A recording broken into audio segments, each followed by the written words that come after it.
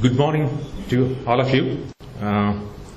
This has been a great pleasure to be here, and I must start this first session by complimenting Dr. Garwa and his team. I think they have done a fantastic job. Let me tell you, I have been practicing IP for last couple of years, and I have never seen a conference like this happening in India. And why do I say so? Because there is a representation from all sections of IP, from parent office to the law firms, to the KPUs and LPUs, and so on.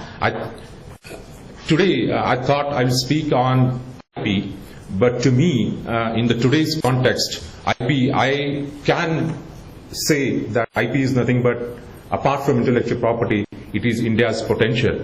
And I would say so by looking at the audience today in the morning at 9 o'clock and having 2 parallel sessions in India for a conference for 3 days. That shows the importance of the IP and IP as a potential for India's growth. So I thought, let me go back to the theme of this conference. The theme of the conference is innovation, the key to empowerment and growth. I think there is a word, a very powerful word, innovation. And then I looked at the theme of this session, I'm not sure how exactly, what exactly it means. Challenges facing IP professionals, IP business models, innovation and standardization. But still there is an innovation word here. So what I'm going to do today in the next, I think, 25 minutes is that I'm going to talk not about the challenges more. I think we have been talking about challenges. Yesterday also we spoke about lots of challenges. I would like to start today's session with a positive note, with an optimistic note. So what I'm going to speak more about the opportunities for IP professionals and also IP law firms, IP teams working in the corporates and so on. So why did I say that IP is India's potential? I mean, I have a few reasons for this. If you look at today, India is growing phenomenally. I mean, if I look at 1990, the economy was $300 million. And today we are of an economy of $1.3 trillion, and it is expected that we'll go to $30 to $40 trillion by 2050. And by this, what it means is that India potentially going to become the 3rd largest economy in the world, maybe after US, China, and so on. So India now is moving from 3rd world country to potentially 3rd biggest economy in the world. Now, this kind of a growth cannot happen unless we do something and we innovate. And what I see that today, innovation is becoming a priority to Indian firms or Indian companies and also to the government. And therefore, government has announced or declared 2010 to 2020 as a decade of innovation. I think we are going to change a lot of we are going to see a lot of initiatives coming out of this decade of innovation. Today, in India, entrepreneurship is thriving. When I can see entrepreneurship from a student who is coming out of the college to, like Mr. Suta, at the age of 67, is starting another company. I see that young Indians to the old Indians, the entrepreneurship is thriving, and I see a lot of entrepreneurship happening. But I'm going to show you with examples why I say so. It is not just about Indian companies. Today, MNCs, India is a most preferred destination for MNC R&D centers. So we have close to 780 R&D centers based in India from the MNC, the top MNCs in the world. And it's not only that, close to 200,000 scientists and engineers are working in India for MNC R&D centers. It's amazing to see this. Then we also, though this is very neglected, skeptical, but I still see that there is a strong public R&D system in India. For example, ISRO or BL and BHL. I will try to give you some examples of them. By the way, I'm going to be more optimistic rather than a bit skeptical. So the next observation I have made is that there is a steady increase in the R&D investment by private companies in India. I think this is basically in India, 70% of the investment was coming from the Indian government. Now I see that slowly from 17 to 20% increase in the R&D spending by the Indian companies. Therefore, for all this to happen, IP has to play a great role, whether it is IP professional, IP companies, IP law firms, IP teams. They have a great role to play in this journey, India's journey. I looked at this particular report just to illustrate this thing. This was appeared, I think, in Economic Times on April 22nd, very recent, a week back. This is an article about Mr. Anji Reddy, who founded one of the biggest or largest pharma company in India, Dr. Reddy's Lab.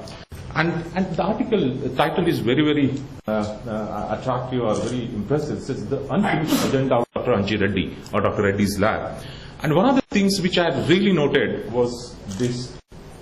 What is one of the unfinished agenda, or what is one of the to-do list of one of the largest pharma company, founders company, is that he wants to transform Dr. Reddy's Lab into one of the most innovative company in next 10 years. See, out of 5 to-do list, one of the things, to-do list or unfinished agenda, is to make Dr. Reddy's Lab as one of the most innovative companies in the world or in India. I think this is amazing. This is not about just Dr. Reddy's Lab or not just about the Anji Reddy, but I can tell you in the next slides, future slides, how the Indian leaders are aspiring to be more innovative in future. The Indian industry today has articulated a nice vision for the Indian industry, and C.K. Prahalad is the most greatest thinker, and I think he's the right person who could articulate the kind of vision that industry should have in India. So he articulated 6 big opportunities for India when India becomes at 75. Of course, these are highly, highly aspirational, but nicely articulated. He says, of course, demographic dividend is spoken quite many times, but I will not go into this. But what he says that India or Indian industry should aspire to create at least 30 Fortune 100 companies in India, and India has that potential to do this. Then he says, become a crucible for global innovations. I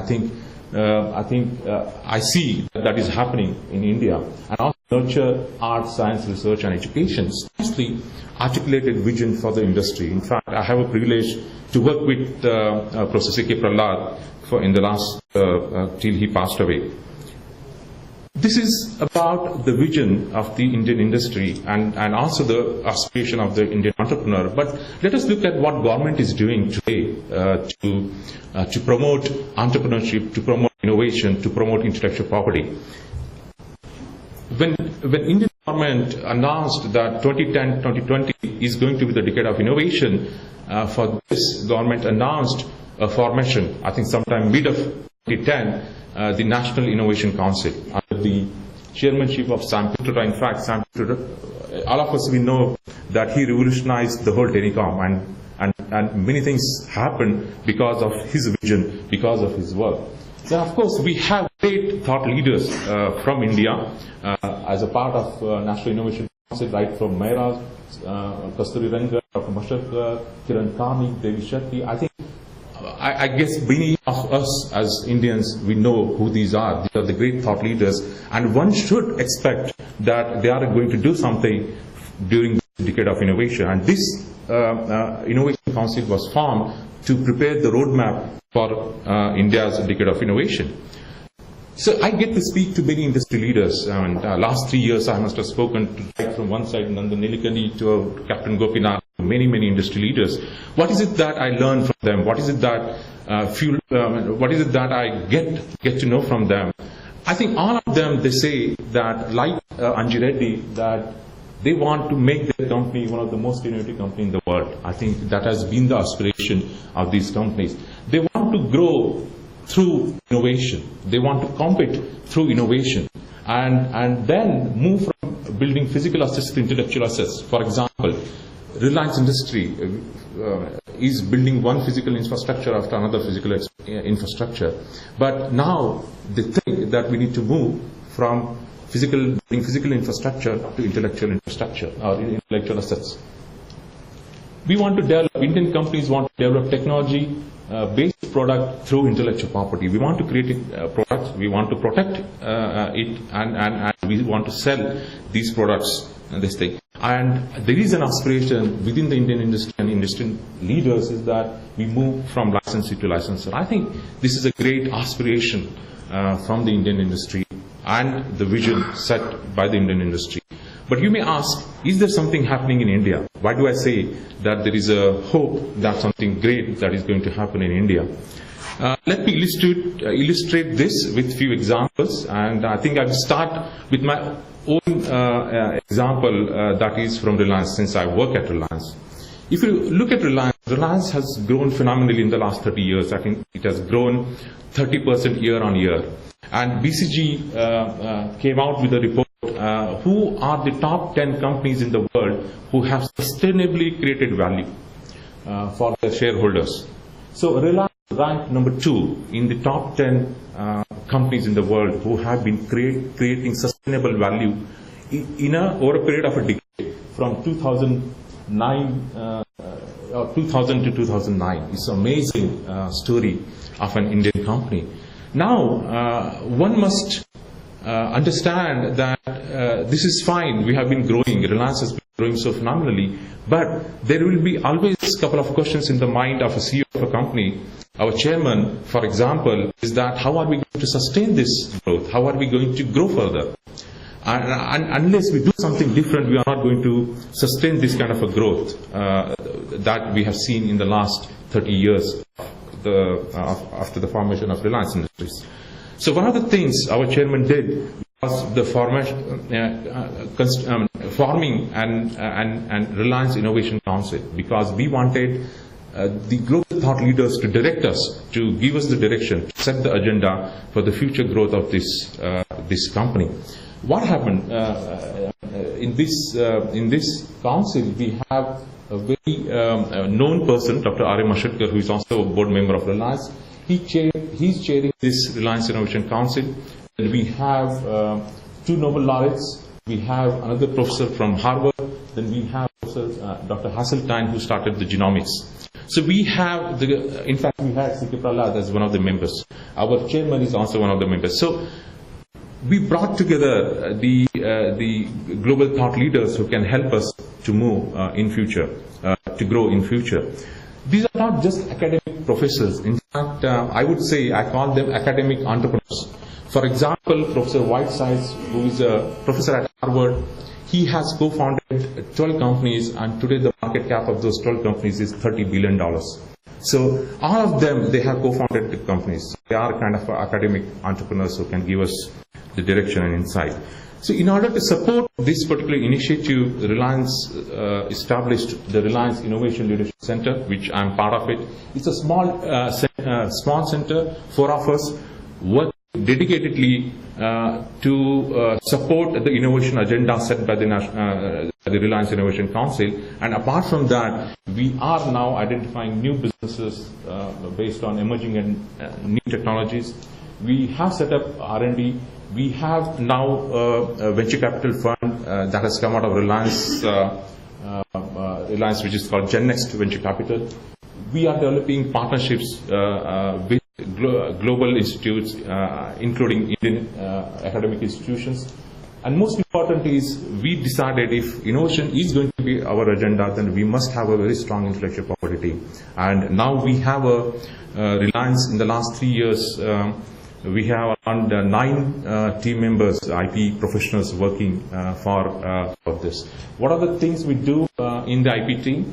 We started with building IP systems and processes, then creating IP awareness, the patent drafting, prosecution, then portfolio management, risk management, and so on. I think we are touching almost all aspects of intellectual property, other than the licensing, because our portfolio is very, very small at this moment. So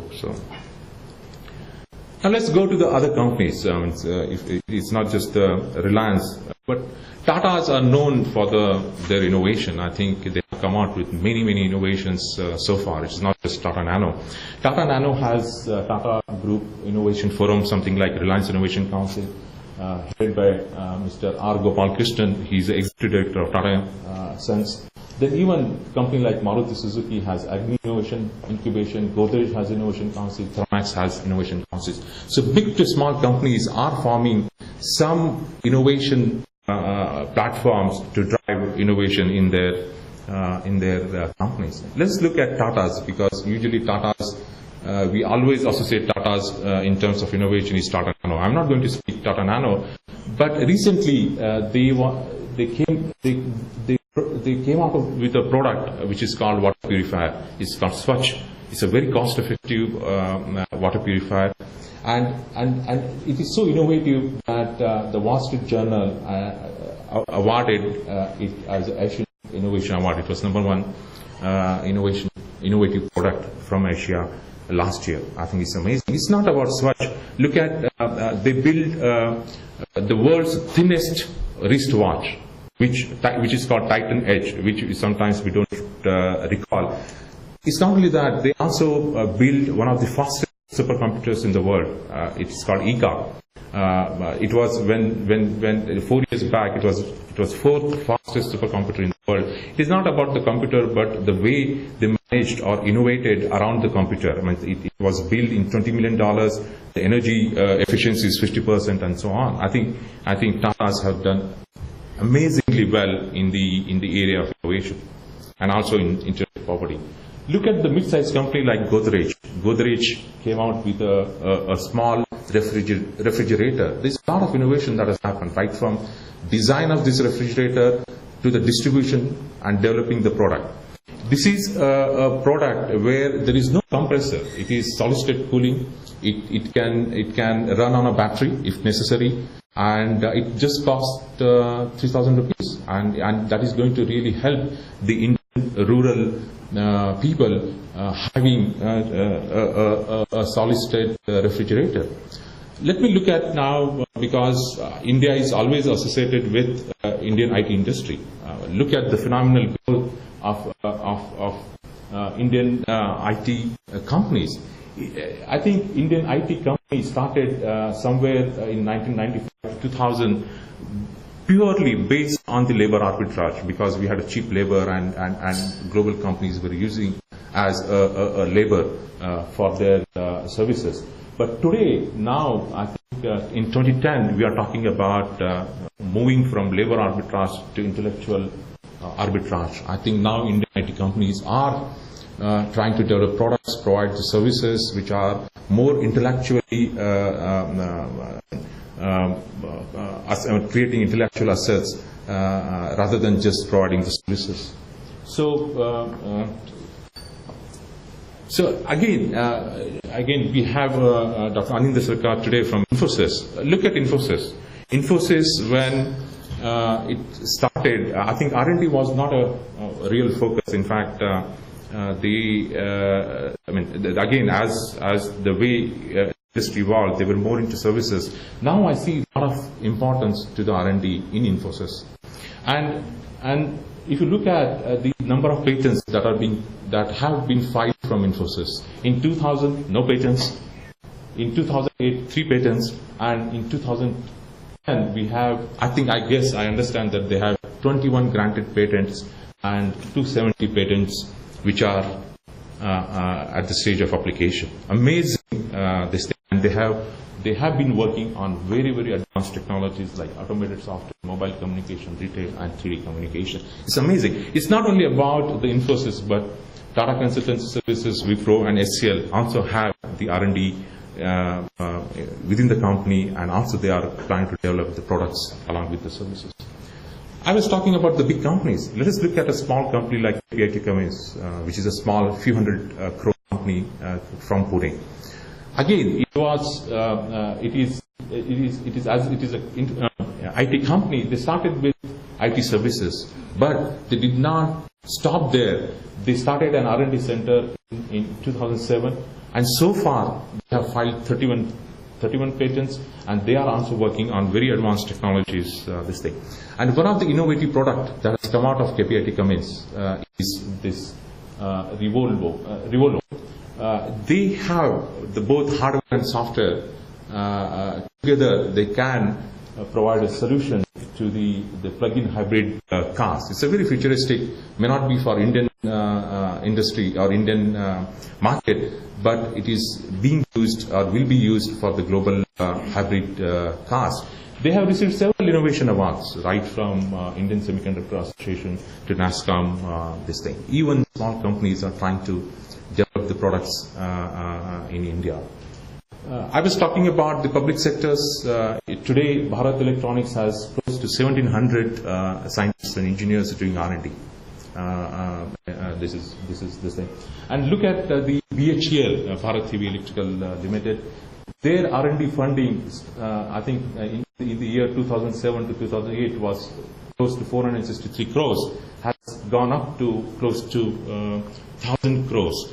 And then even their patent and copyright filings has gone from 175 to almost close to 300. Even public sector companies are not behind when it comes to developing new products in terms of R&D, in terms of number of patents. Just to give you an idea what is the kind of R&D spending in Indian companies, most of the R&D is, the spending is happening in pharma. Pharma is the most developed industry within India. If you look at the percentage of sales, 8.5, 5.4 and so on, they are from pharma industry. But other industry, whether it's a chemical industry or say software, the real investment is very small compared to their sales or revenues. But I see that there is going to be increase in the R&D spending from these Indian companies. For example, Reliance is going to set up a world-class R&D institution, R&D center in India, and they are investing quite a few hundred crores for this, just to set up an R&D center. So now I will move from companies to entrepreneurship, because IP has to do, or it touches everywhere. I mean, it is not only this thing. Here is a guy, Anup Tapatia. He's a young guy, 26 years old guy. What is his vision? His vision is to develop products in India, and he has developed interactive display technology products. And he's not only developed, but he has already started selling. When he's selling in India, he's selling abroad. And he's a child prodigy, because at the age of 14, he completed all the Microsoft certification. And he was PhD, when doing PhD in US, he came back and started this company. So look at this guy, Rohan Shravan. He completed his BTech from IIT Kharagpur in 2007 and started a company in 2009, and now he has developed a product called Adam. And this is a kind of iPad which can compete with Apple iPad. They are going to launch this particular product soon in the market. We have people like Sridhar Vembu, who started a company called Zoho. And today, Zoho is basically an office suite like Microsoft Office. It is web enabled on the cloud. And I pay just $50 and utilize all their Office software. And more than the features are more than Microsoft Office software. They are adding close to 1 lakh users every month. And they are competing with Google and Microsoft for that matter. And what is most important is that he developed this product or a service not from the IITians, but ordinary students from the college. They are just BSc engineering pass, not even distinction. So what it indicates is that even ordinary students or students who are just passed can also develop world-class products. Look at this Taggle.com, for example, John Kuruvilla. He's a great entrepreneur, very inspiring entrepreneur. He turned around 2 companies during his career. He was the brain behind Air Deccan. Those we know that Captain Gopinath's Air Deccan. The pricing and marketing was done by John Kuruvilla. I think he played a very important role for the low-cost aviation industry in India. But what is so important today to cite his examples is that when he was working at Overise, he was misdiagnosed. He was given overdose of a medicine which made him to suffer from Stevens-Johnson syndrome. It basically burns your body over a period of time. He was about to die, and